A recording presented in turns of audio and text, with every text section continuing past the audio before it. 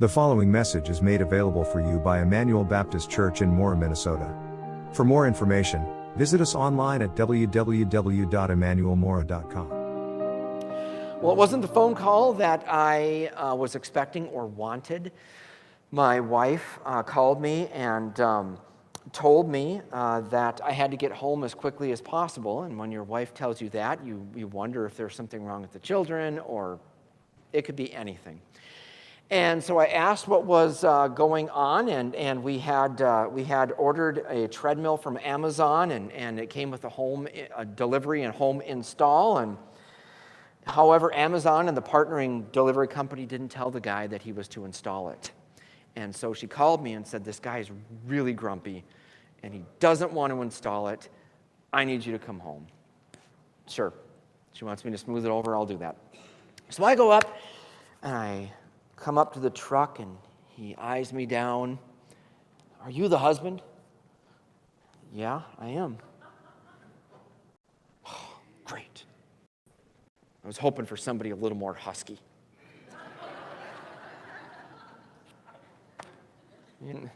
Come on. So what I said to him is I said, "Hey, I might not have much about me, but whatever I do have, I'm going to give to you 100% to make sure that we get this job done together." And we did it, and he was happy, I was happy, and it was a good end of the story. I proved to this guy that sometimes you don't have to look the part to be the right guy for the right job. And contrast that to an article I came across this week called "Looking Up to Leadership. Do You Have to Be Tall to Be a U.S. President?" And it turns out that regardless of political party, a physical stature is a determining factor on who is going to be voted in to the presidency. Political scientist Greg Murray found that the taller of the two major candidates from 1789 all the way to 2012 and even 2016 now won 58% of the presidential elections and received the majority of 67% of the popular votes. This includes Al Gore, who was taller than George Bush in the 2000 election, where Al Gore won the popular vote and Bush won the electoral vote. In fact, out of 46 presidents that we've had, only 6 of them have been lower than the national average for men in height. Leadership Quarterly notes that the advantage of taller candidates is potentially explained by perceptions associated with height, that taller presidents are rated as experts and greater at having more leadership and communication skills. And however, our American history, and really history in general, has proven time and time again that when it really comes down to when it matters most, height is not that big of a deal. What is the biggest deal? Okay, what's superlative here? What is the biggest deal comes down to character, and it also comes down to being someone that is a quality leader and a quality person. And our text today highlights the very beginning of Israel's murky monarchy. And what we're going to find is that it's always best to trust God's way of doing things, because indeed looks can be deceiving, especially when it comes to leadership. And in our text last week, we explained how Israel came to reject God as their king and had instead pressed Samuel in finding them a human king so that they could be like all the other nations. And though Samuel will find them a king in our text today, and he will indeed look the part, the text is meant to help us remember that we can always be lured away by the things that look good and right. But unless we are trusting in God and walking in His will and His ways, our perceptions will eventually let us down.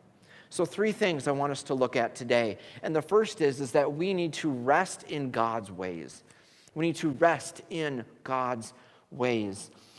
Israel had rejected the Lord as their king, and now in chapter 9, verse 1, we meet the man whom God will give them to be their king.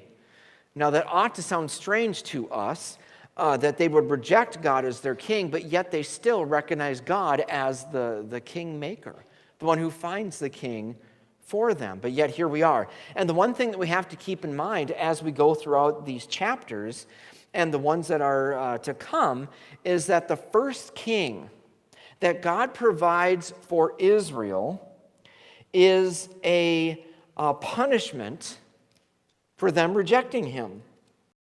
So when we see these flaws and these failures, we have to understand that God is not making a mistake here. He is not putting someone into a leadership position in order to give them a fair shake and to see how they blossom into a leader, or perhaps that God is missing some terrible flaws in this individual. The man that we were introduced to in verse 1 is exactly what Israel was asking for. A king that is like the other nations. Verse 1. There was a prominent man of Benjamin named Kish, son of Abiel, son of Zeror, son of Bechorath, son of Aphiah, son of a Benjamite. And some text here will actually add that he was a man of wealth and a man of power. So this is a very powerful, noble family in the tribe of Benjamin. He had a son named Saul, an impressive young man. There was no one more impressive among the Israelites than he. He stood a head taller than anyone else. That word impressive ought to stick out to us. It's used all over the New Testament. It's the word that Moses used when God looked upon all of creation and every day of creation, when he would say, "And behold, God saw that it was good." It's that word good, impressive. It also was translated as attractive or favorable or handsome, or the word could even be beautiful. So the writer of 1 Samuel, straight out of the gate, wants us to know that this king that we're looking for is really like the bachelor of the year. He is the one that all Israel would look to. Everything about him commands respect. And when he is presented to Israel as the one who God has chosen, he's introduced in this way in chapter 10, verse 23. When he stood among the people, he stood a head taller than anyone else. And so he stuck out like a sore thumb. I mean, imagine if you have a group of children, and I was very tall as a child. I'm about the same height that I was when I was 12 or 13. And so when growing up, I was always this kid that I just sort of stuck out like the corn stalk in a bean field, you know. You can't miss them. They are able to be seen. People have to look up to them literally and metaphorically. When truth be told, there are sometimes when I even get intimidated today by taller people. I think that's why my dog doesn't like tall people.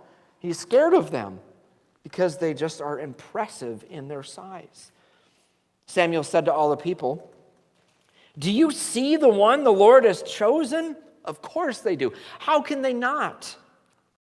There's no one like him among the entire population.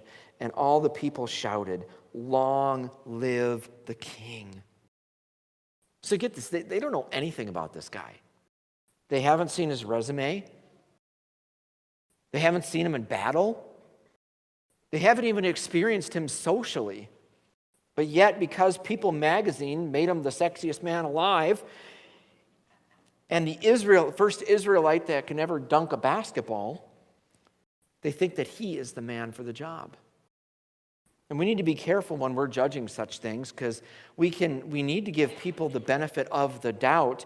But at the same time, when it comes to things such as selecting leaders over various aspects, as well as anything else, it's not the external that we ought to look for. It is the internal. Are they a person of integrity? Are they a person who is in love with the Lord?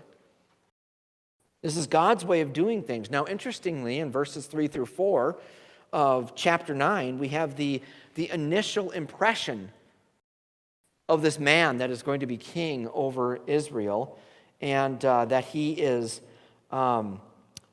going to be a different kind of leader than he actually becomes. Look in verse 3. One day the donkeys of Saul's father Kish wandered off. Kish said to his son Saul, "Take one of the servants with you and go look for the donkeys." Saul and his servant went through the hill country of Ephraim and through the region of Shalishah, but they didn't find them. They went through the region of Shaalim, nothing. Then they went through the Benjamite region, but still didn't find them. So throughout the book of 1 Samuel so far, whenever we are confronted for the most part with a son or sons, they are generally rebellious people who pay no attention to what their father wants of them. You think of back in Eli when he was the high priest of that time.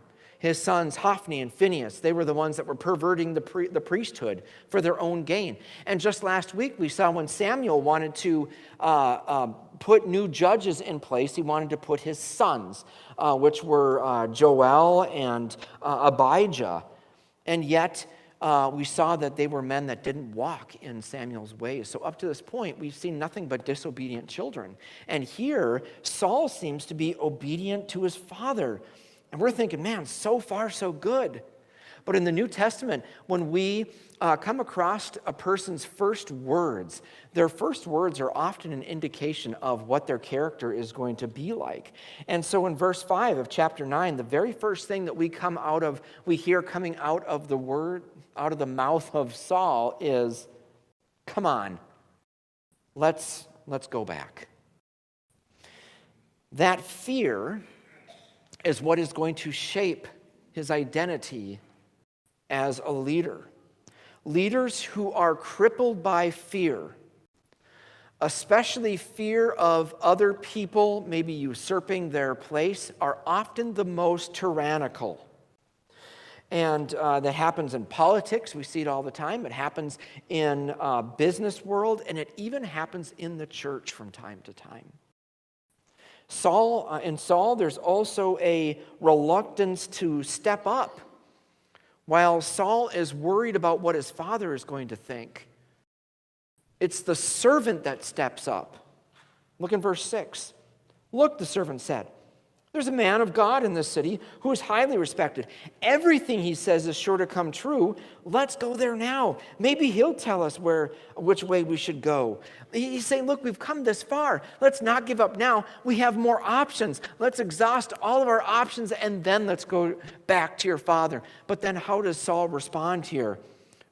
Okay, well, suppose we go to this man. What are we going to take him? We don't have any food. We don't have any money. There's nothing to give to him. What are we going to do? There's no faith. And it's ironic that the future king is actually following and being led by his servant. Verse 8, the servant answered Saul, "Here, I have a little silver. I'll give it to the man of God, and he'll tell us which way we should go." And so there's some things that transpire, and after Samuel ends up anointing Saul in chapter 10, verse 1, and after the Spirit of God even comes upon Saul and changes his heart, he is still unwilling to assume the position that he has been empowered by God. And when he finally makes it home, verse 14 of chapter 10, he runs into his uncle, and his uncle says to him, "Where have you been?" "Well, I went to go look for the donkeys," Samuel answered. When we saw that they weren't there, we went to Samuel. "Tell me," Saul's uncle said, "what did Samuel say to you?" And Saul told him, he assured us that the donkeys had been found. And Samuel and Saul did not tell him what Samuel had said about the matter of kingship. That's a pretty significant detail to leave out, don't you think? Israel's been looking for a king for centuries. He was just anointed king by Samuel, the famous seer, the famous prophet. Well, I'm just going to keep this in to myself. When Samuel gathered all of Israel together to introduce this king, Samuel announced his name, and amongst the crowd, nobody can find this guy. In verse 22, the people ask him, where is this guy? Where is this king that we're looking for? And finally, it says that the Lord replied, there he is. He's hidden among the supplies. So here's a man that is being presented as the king of God's people, the mighty king, and he is off hiding.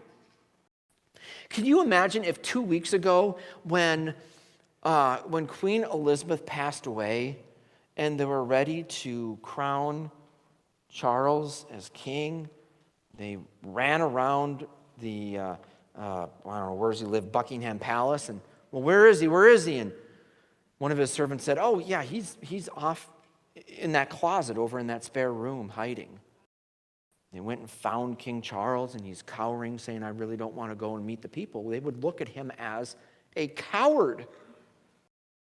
But yet, he shows up.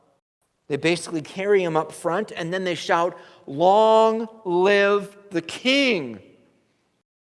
And to cap all this off, when the big event is over, Saul goes home on his way. And on his way, there are some guys, and the text calls them wicked men, and they probably were, but I would venture to say that they also had the most common sense out of really anybody in this whole story. In verse 27, they see him and they say, how can this guy save us? I mean, this guy? Really? And they despised him and they did not bring him a gift. And here's the punchline that sums up everything that we've looked for then. But Saul said nothing. That's his character. It is the weakness of his character, and it is the foreshadowing of what his leadership is going to be like. His lack of confidence and his unwillingness to his willingness just to let other people take the lead shows us who he is. And this is the man that people wanted. This is the outpouring of what we looked at last week, that when we pursue things that go against God's will and his ways, he may in fact provide those things for us in order to show us our foolishness. And sometimes God will say yes to us in order to discipline us. Conversely, God sometimes shows his love and faithfulness by saying no and not giving us those things that we want. And the point the author is making here is that we need to be careful in our appointment of leadership, but also we need to be very careful in our individual lives in being diligent and obedient to God. Even if we don't like or agree with what he says and has for us. We don't want to have God to have to discipline us for our foolishness, but when he does, we have to see that it is an extension of his love for us. And the second thing we should see here is God's hand in the details. We should see God's hand in the details. When we read this passage in light of the context, we can come away from it believing something that's not true about God. It'd be really easy to walk away from this and see God as reactionary. That he sort of lets the chips fall where they will, and then when things sort of go awry, then he is there to sort of put the pieces back together and will then work and respond accordingly. The people reject him as king, so he's going to respond by sending this guy Saul to them. This is the view that would say that God just simply looks down the sands of time, sees all what's going to happen, and then he will just adjust his plan accordingly. This isn't the God of the possible. It is the God of plans A, B, C, D, and maybe even E and F if he actually needs it. But that's not how God has revealed himself in Scripture.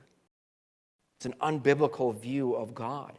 Rather, this text delightfully points us to the fact that God is intricately working every single detail in our lives, even the unpleasant ones, in order to for his purposes of redemption and for his glory to be made known. In theological terms, we call this the providence of God, God providing for us and God directing all these things for us. The beginning of chapter 9 is mostly a narrative, which means that it's a retelling of a story. Saul's dad lost his donkeys, and Saul went to go find them, and they went all over this particular region. In verse 5, of all the places that they could have wandered off to, they just happened to end up in the same region of where Samuel lives. Well, if you remember our study in the book of Ruth a number of years ago, we said that there really are no coincidences in the Bible. And there's no coincidences in life either. They came to this very place because God had directed them to go there. In verses 11 through 14, they run into a couple of women who know the exact itinerary of Samuel. Look in verse 11. As they were climbing the hill to the city, they found some young women coming out to draw water and asked if the seer is here. By the way, this is like it's sort of a hat tip and a look back to when Abraham sent his servant out to find a wife for his son Isaac. And so he goes on here. The women answered, "Yes, he is ahead of you. Hurry. He just now entered the city because there's a sacrifice for the people at the high place today. As soon as you enter the city, you'll find him before he goes to the high place to eat. The people won't eat until he comes because he must bless the sacrifice. After that, the guests can come up and eat. Go immediately. You can find him now." So they went up toward the city. And now in verse 15, the author does something really interesting. He stops the action of the story. And he does what we call a flashback. It says, "Now the day before Saul's arrival, the Lord had informed Samuel, 'At this time tomorrow, I will send you a man from the land of Benjamin.'" Notice he didn't say, "A man of Benjamin is going to come." This is the Lord's direction here. "Anoint him ruler over my people Israel. He will save them from the Philistines because I have seen the affliction of my people, for their cry has come to me." When Samuel saw Saul, the Lord told him, now this is the present tense during that day, "There's the man that I told you about. He will govern my people." So there's no coincidence here.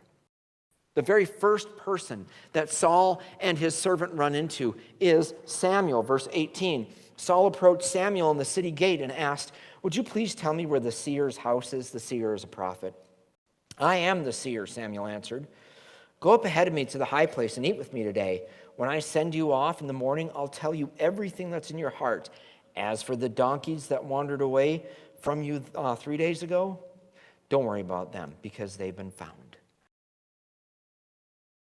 Who said anything about donkeys? Saul and the servant didn't. Donkeys hadn't even been brought up yet. Samuel was so confident of the Lord's orchestrating every one of these fine details that he even set aside a particular piece of meat at a particular place at the table. In the beginning of chapter 10, Samuel anoints Saul. To prove to Saul that all of this is legit, he lets him in on a little bit of the future. 3 things will happen to Saul. First, in verse 2, 2 men are going to tell him the status of the donkeys. Second, in verse 3, he's going to meet 3 men at the oak of Tabor that will give him some bread. And third, in verse 5, he's going to come across a whole herd of prophets. And he's going to end up becoming one of them.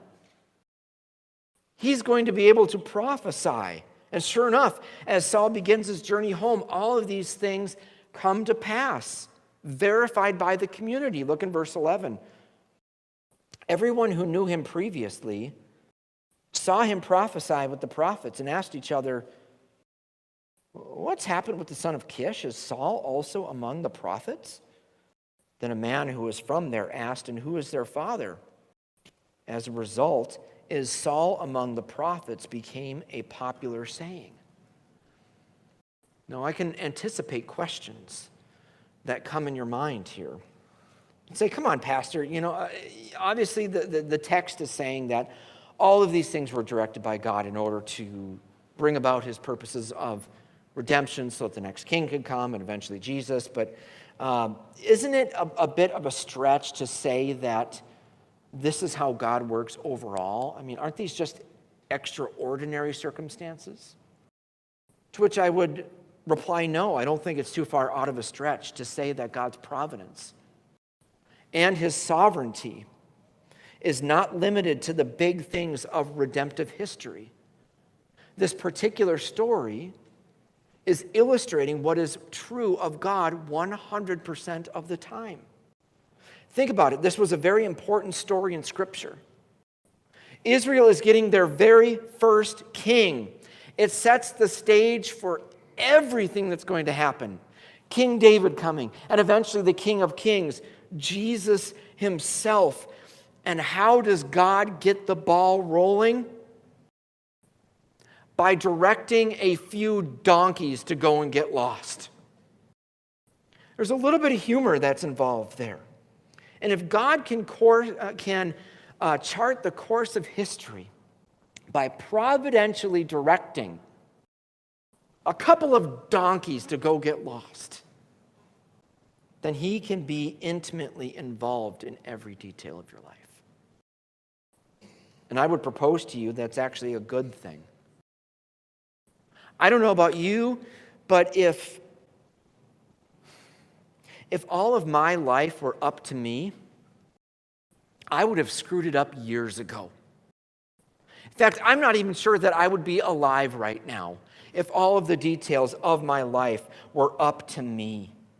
But as it is, he has sovereignly brought every minute of every day of my life all the way up to this point. His sovereignty has brought me to this particular place, in this particular role, in this particular personality, with this particular skill set, all of which came from him. And he did the very same for you. You are not an accident. It is not by chance that you are sitting in here today. And what that means is that your life is not an unredeemable train wreck, but that it is a piece of the puzzle that God is using to form his church and to make you whole and complete in him. And right now, you might not be in a place where that you're particularly happy to be in. But we have to see that God has not left you, and that God will not forsake you. He is working all the details out for you to find your joy in him. And our job is to simply get on board with him and what he's doing. It is to stop moving in the opposite direction that he is going, and for us to turn around and start moving toward him in faith. And as we are going to see here in the next few weeks, is that Saul was not a good leader, but God was using him. All of his quirks and all of his sin to bring about the king who was after his own heart, David, who would in turn point to the ultimate king, Jesus, the one whom God the Father is working out every detail in history, past, present, and future, to point towards and be restored in. So we ought to see God in the details. And third and finally, we should worship the true King. Worship the true King. There's a very subtle yet crucial aspect to these two chapters that we could easily miss. And I would venture to say that they might even be the most important. They say the devil's in the details, but not in Scripture. And here we see life in the details. Remember, the people had rejected God as their king and looked for a human to be a king. And God indeed did tell Samuel to fulfill their request, go find a king. But in these chapters, notice that God is not willing to give up the throne. In the flashback, back in chapter 9, notice it says, "At this time tomorrow, I will send you a man from the land of Benjamin, anoint him ruler over Israel." There is a very specific word in Hebrew that you can use for king, melech, and that is not the word that the author uses here. That word ruler means literally ruler or leader, or more appropriately in this particular text, the word prince. Samuel uses the same language with that word in chapter 10, verse 1, when he says, "Hasn't the Lord anointed you ruler or prince over his inheritance?"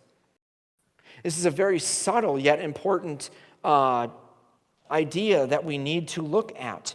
That at the end of the day, God is still on the throne. You can choose to put other kings in his place. You can worship other things all you want. You can be like the Israelites in chapter 8, verse 6, when they said, "Put a king over us that has nothing to do with God," and we can go on and bow down to these idols, and at the end of the day, we can claim with them in chapter 10, verse 24, "Long live the king," and be completely wrong. At the end of the day, the Lord is king. And his name is Jesus. And unlike Saul, he didn't look the part. In fact, Isaiah 53 verse 2 says this of him. He didn't have an impressive form. He didn't have majesty that we should look at him. No appearance that we should desire him. This is the kind of guy that might be up on the podium with other candidates for something. You'd say he just doesn't look like a leader. Ladies, this might be a guy that you might pass over for somebody else. Yet, he isn't a coward. He isn't paralyzed by fear. He doesn't skirt his responsibilities. Power has not gone to his head. He is the king par excellence, and not because of what he wasn't, but because of what he was and did. Jesus, the very Prince of Heaven, left his throne in order to take on the form of a human servant. No other king has ever ascended the throne so that he can be the servant of his subjects, but yet Jesus did. He lived perfectly so that we, as imperfect as we are, could have his perfection attributed to us. He bled and died on the cross so that we who have set a pretender king on the throne of our hearts can be forgiven and have rightful leadership over our lives. He rose from the dead to provide victory over death so that those who claim, "Long live King Jesus," can live long with him. By his grace, through faith, we can sing with the psalmist in Psalm 45. "Your throne, O God, is forever and ever. The scepter of your kingdom is a scepter of justice. You love righteousness and hate wickedness. Therefore, God, your God, has anointed you with the oil of joy more than your companions." Friends, worship a better king. Worship now and forever only King Jesus. Long live the King. Let's pray.